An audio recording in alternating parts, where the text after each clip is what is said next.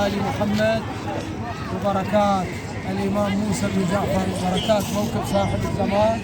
هذه الطفلة بعد 4 سنوات الله رزقهم العام أتوا إلى هذا الموكب وطلبوا من الإمام موسى بن جعفر وموكب صاحب الزمان ورزقهم الله هذه البنت فاطمة. اللهم صل على اسمها فاطمة.